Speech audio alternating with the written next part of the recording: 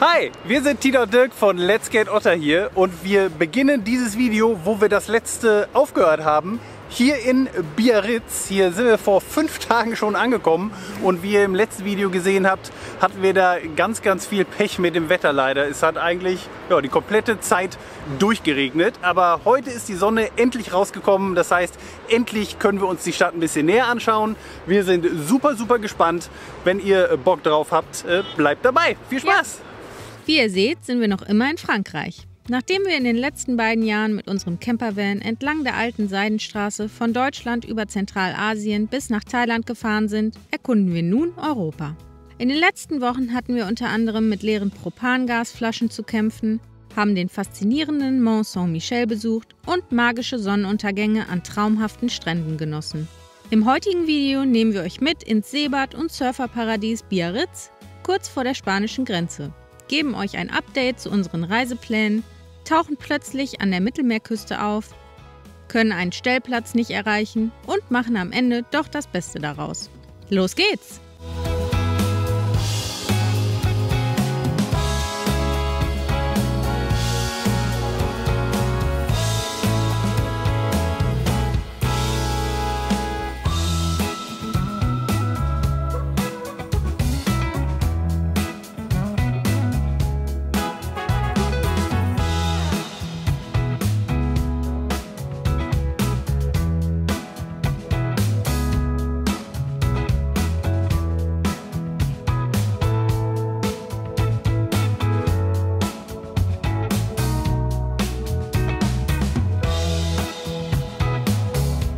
Ja, das mit der Sonne war eher ein kurzes Intermezzo, glaube ich. Ja. Naja, solange es noch nicht regnet. Ich bleibe hoffnungsvoll.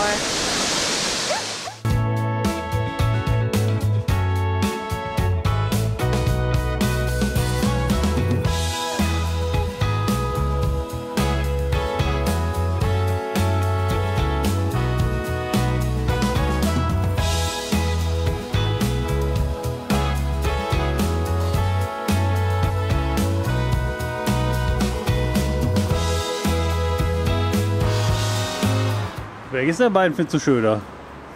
Schwer zu sagen. Ganz schwer, ne? Ja, sehr schwer. Das ist echt Wahnsinn, was hier für Häuser teilweise stehen. Ja. Ich würde nicht Nein sagen. Ja. Man sieht sogar ein bisschen Berge. Jo. Das ist cool. Jetzt müssen nur noch diese Wolken gehen. Ja. Geht weg.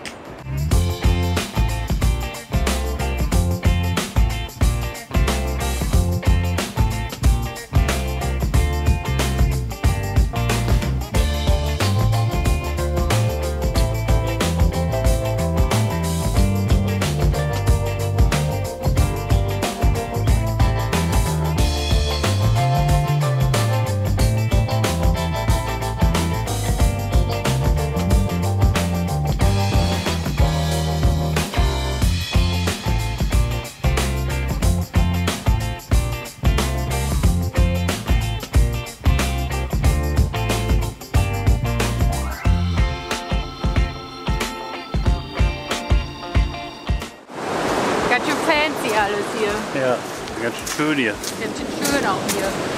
Sag mal so, da hinten regnet es, glaube ich. Ja.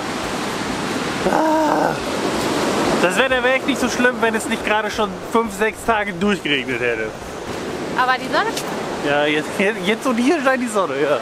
Ja, Biarritz ist vor allem für 2 Sachen bekannt. Für kilometerlange Sandstrände und für perfekte Wellen zum Surfen. Ich glaube, für das Holiday Stars, Hollywood Stars. für Hollywood-Stars? Für Hollywood Stars, Warum ja. für Hollywood-Stars? Weil die hier Urlaub gemacht haben. Wie, die haben hier Urlaub gemacht? Die haben hier Urlaub gemacht. Wer? Marilyn Monroe. Und jetzt machen wir hier Urlaub. Ja. Und ja, das ist, glaube ich, eher kein gutes Zeichen für Biarritz. Hä? Hä?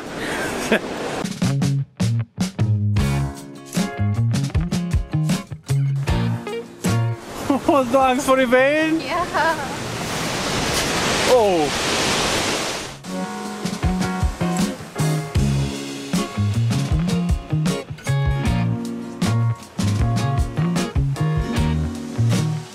Oh, ich habe komplett nasse Füße. Kaum nicht. Alles gut.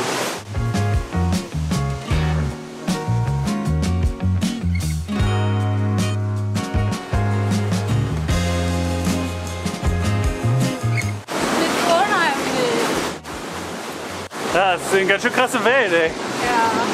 Guck mal, da sind wir wieder. Ja, ich würde fast behaupten, der Sand ist hier hingespült worden. Ja, ja, glaube ich auch.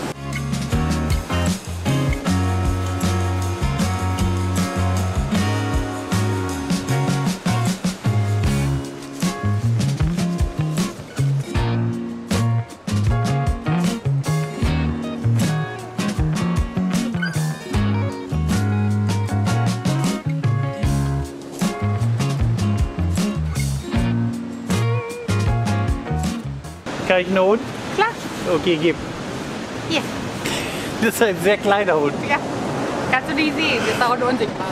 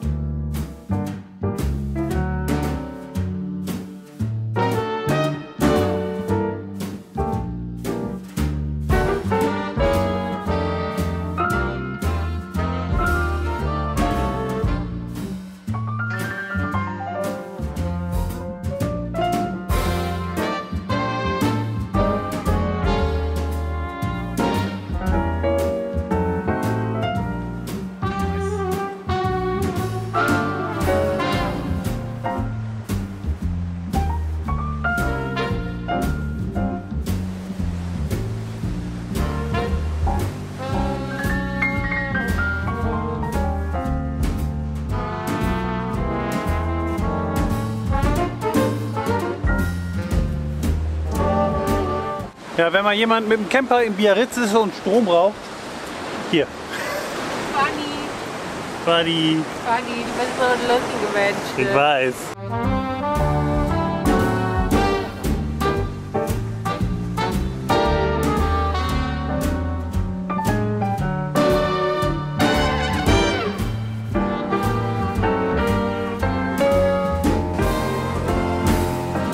Das hier ist der Felsen der Jungfrau und der ist mit so einer Brücke hier mit dem Festland verbunden und die Wellen sind hier so derbe hoch und wir haben gelesen, dass sie manchmal sogar so hoch sind, dass diese ganze Brücke sogar gesperrt werden muss. Echt krass.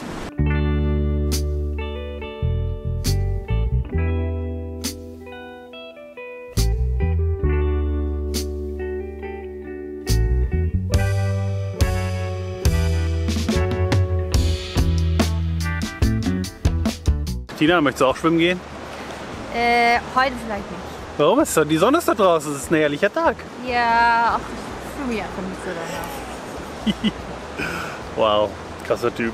Aber man muss mal sagen, es ist ultra schön hier. Also jetzt, wo wirklich endlich die Sonne rausgekommen ist, es ist ein richtiger Traum. Es ist super, super schön. Hier gibt es viele so kleine Wege an der Küste entlang, alles so ein bisschen verwinkelt und klein und süß. Und wahnsinnig imposante Gebäude teilweise. Ja, wirklich. Also ja, man sieht, dass hier auf jeden Fall mal Geld war, Geld ist, wie auch immer. Ja, absolut. Richtig viele Surfer, sehr cool, cooler Vibe. Cooler Vibe. Cooler Vibe. Swag!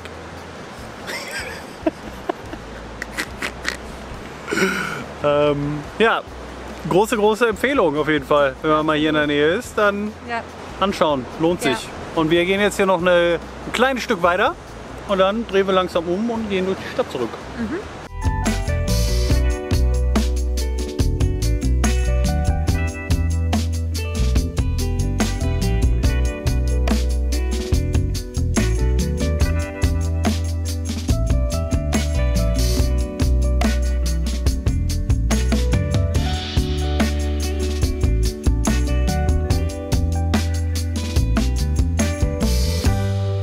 Tina, wie wär's mit dem Haus? Hat eine gute Lage. Könnten wir nehmen. Ja. Wahnsinn, er hat sich hier so ein Haus hingezimmert. Oder Hotel oder was?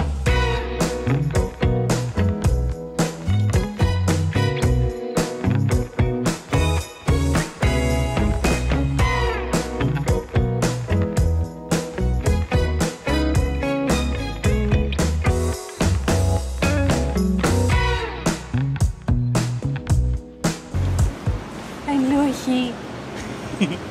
Ein Action-Lurchi.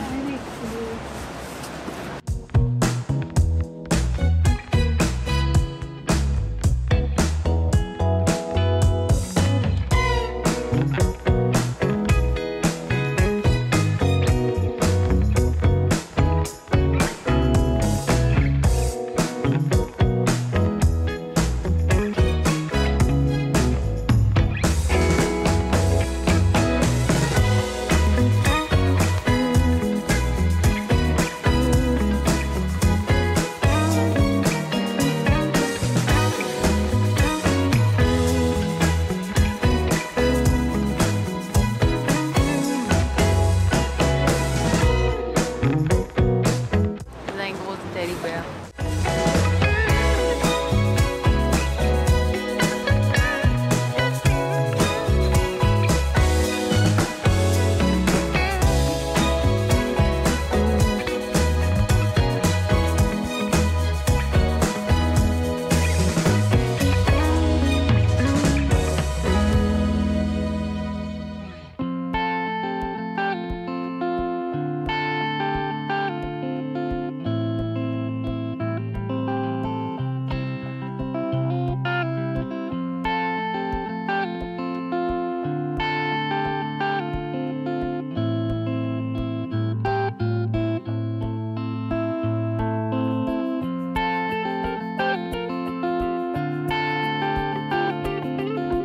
Was ist die Legende von der Chambre de l'Amour?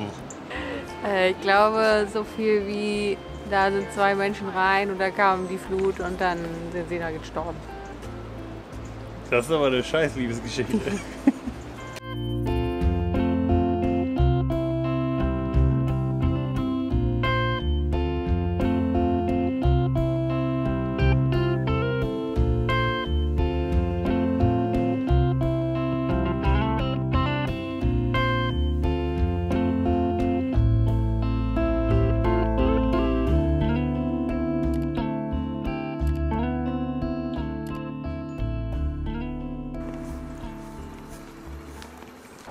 Wir sind wieder zurück. Oder er ist noch da und ich glaube, es ist noch alles in Ordnung.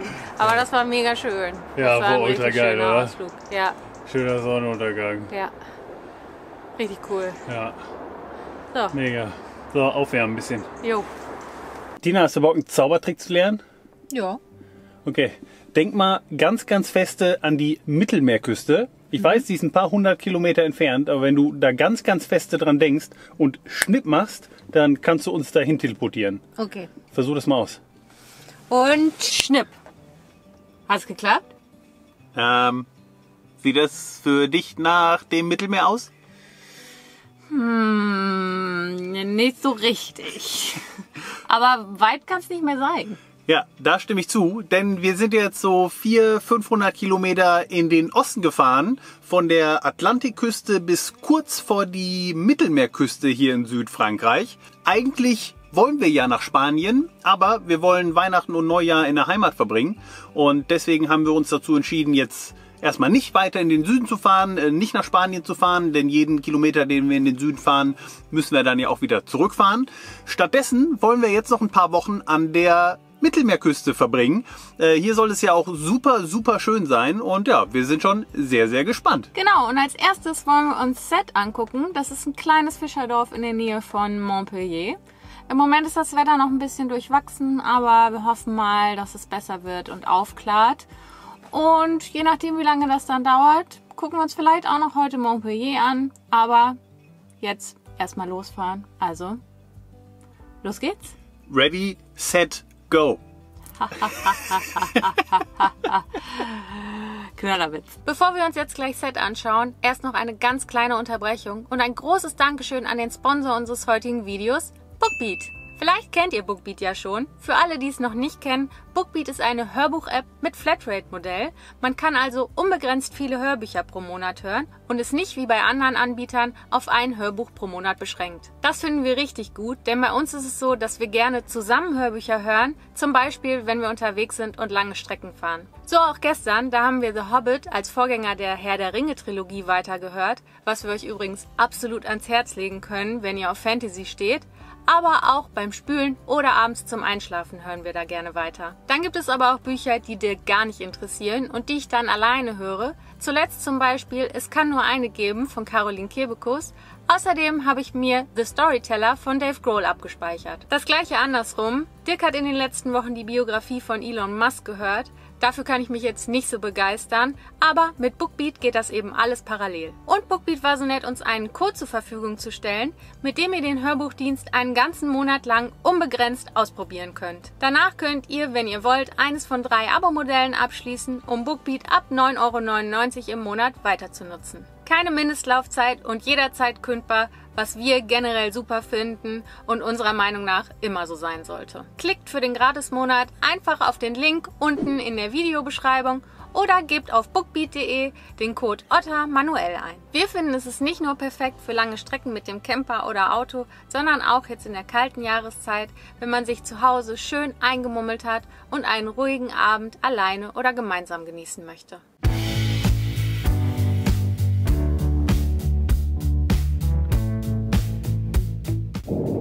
Das war echt ein guter Platz. Ja, definitiv.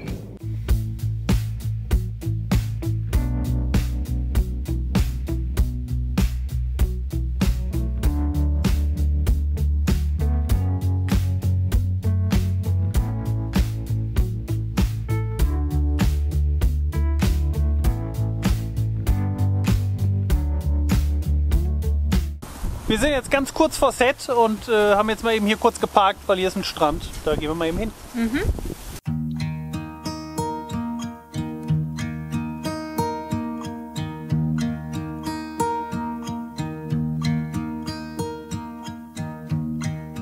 Wellen sind ein bisschen kleiner. Ja. Ja, die Wellen sind ein bisschen kleiner und generell schon auf dem Weg hierhin, die Landschaft ist vollkommen anders. Also es erinnert uns viel mehr an Italien und Griechenland als an das, was wir bisher an der Atlantikküste gesehen haben. Führt zu ein bisschen mehr Urlaubsfeeling bei uns, haben wir das Gefühl. Ja. Und die Sonne natürlich auch. Und die Sonne ist da, das ist natürlich auch Traum. Ja.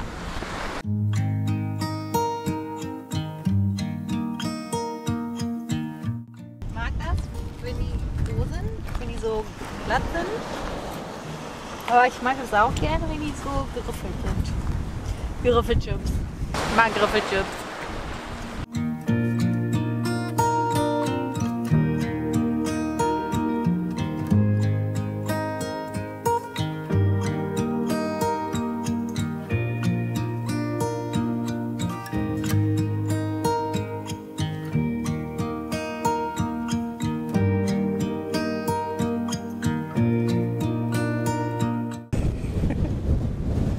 Ganz schön windig! Aber Sonne, das ist okay dann.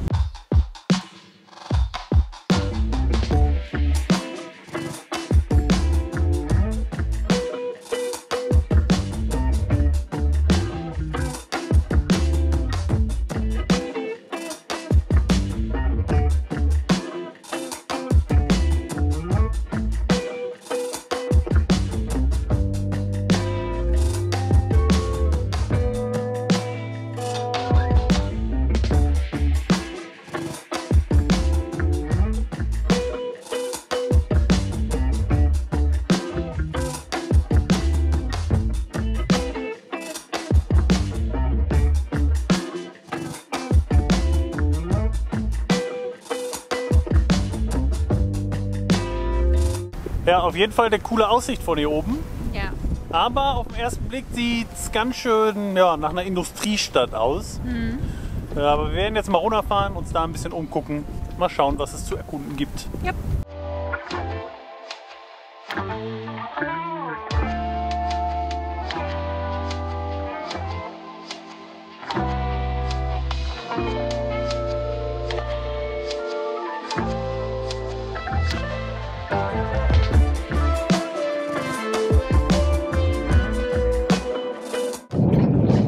Wir haben hier auf jeden Fall sehr steile Straßen. Ja.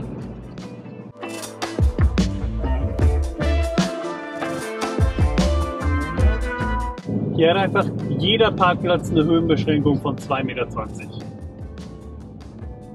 Ich weiß nicht, wo ich hinfahren soll. Hier ist endlich. Hast du Bock?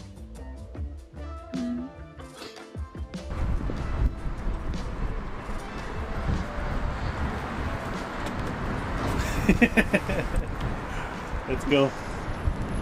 Ich habe abgeschlossen, oder? Ja.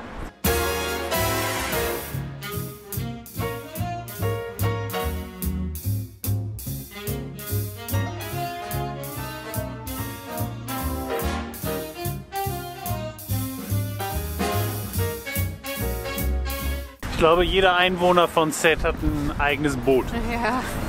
Mindestens eins. Ja. Es ist wie in Münster mit Fahrrädern. Hier hat man ein Boot. Da hat jeder aber 2 Fahrräder. Ja, hier hat gefühlt auch jeder 2 Boote.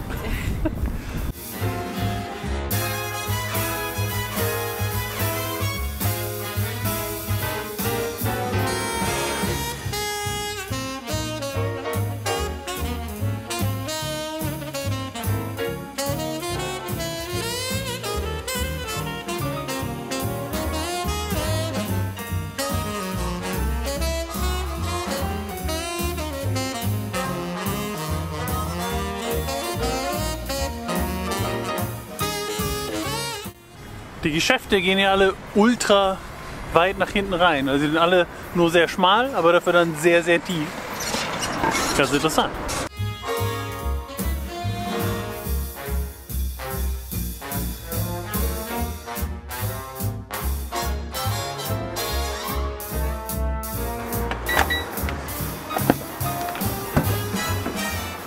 Zurück in Trautenheim.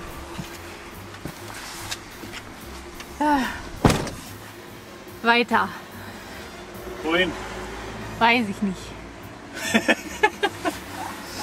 Ja, ich glaube, Montpellier machen wir heute nicht mehr. Stattdessen suchen wir uns jetzt einen Stellplatz. Mal gucken.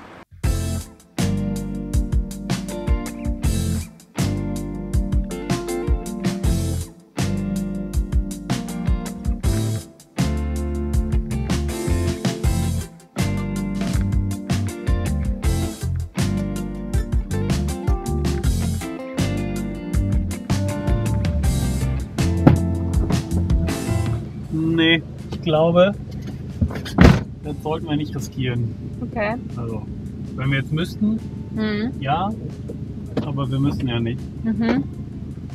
Versuchen wir es nochmal von der anderen Seite. Ah, ja, das können wir machen.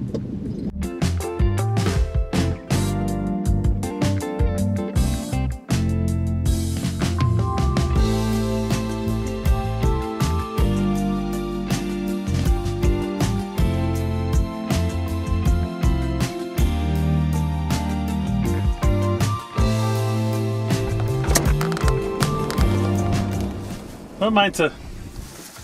Guter Stellplatz? Sehr gut, ja. Ja, ich glaube auch. Hier können wir erstmal bleiben. Ich mache mal ein Licht an. Wir sind hier in so einer Hügellandschaft zwischen Seth und Montpellier. Hier ist nicht viel außer Natur. Und hier führen so ein paar Schotterpisten kreuz und quer in diese Gestrüpplandschaft. Und hier sind wir jetzt einfach ein bisschen lang gefahren, haben einen Platz, den wir bei Park for Night gefunden hatten. Den konnten wir nicht erreichen wegen so ein bisschen Matsch. Das wollten wir einfach nicht riskieren. Da sind wir ein paar andere Pisten lang gefahren. Und ja, jetzt stehen wir hier. Es macht einen sehr, sehr guten Eindruck. Ich glaube, das ist ein guter Platz. Ja. Und wenn die Nacht so ruhig wird, wie ich schätze, dann werden wir wahrscheinlich auch direkt 2 Tage oder was hier bleiben. Wir haben ein paar Sachen zu erledigen, wollen mal wieder ein bisschen was abarbeiten, wollen das nächste Video auf den Weg bringen. Und ja, das machen wir. Aber jetzt gibt es erstmal Abendessen, endlich wieder Wraps. Juhu. Freust du dich? Ja. Immer, ne? Ja. Alright, gute Nacht.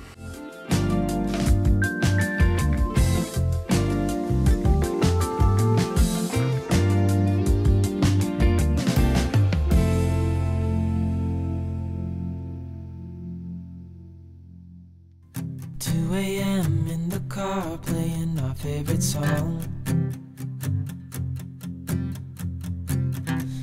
it up, windows down, we sing along. The summer night has just begun. The moon is bright, let's have some fun. Oh, this is everything, with you right next to me. So alive, and tonight I'm thinking that I don't wanna go. Wanna go. Calling sick in the morning, baby, don't leave. They don't need to know we're out here wild and free.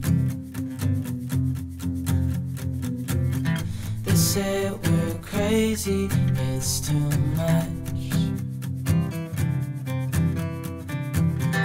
And yeah, we're crazy, deep in love. So, 3 Tage sind vorbei an diesem hervorragenden Stellplatz. Es hat die ganze Zeit ja ordentlich Wind gegeben, weil wir hier natürlich irgendwie auf so einem offenen Feld stehen. Auch jetzt bläst es schon wieder ordentlich. Ich hoffe, der Windschutz auf dem Mikrofon schluckt das ausreichend. Ja, aber der Stellplatz ist auf jeden Fall richtig, richtig klasse. Abseits der Zivilisation. Hier sind ja nur mal ein paar Motocross-Fahrer vorbeigekommen. Ja. Ansonsten ja, waren wir wirklich komplett alleine, haben die Ruhe genossen, haben die schöne Aussicht genossen. Besonders auch, weil wir in den letzten 2-3 Wochen ja doch relativ viel in Städten unterwegs waren und nie so wirklich abseits der Zivilisation übernachtet haben. Tina hat mir die Haare geschnitten.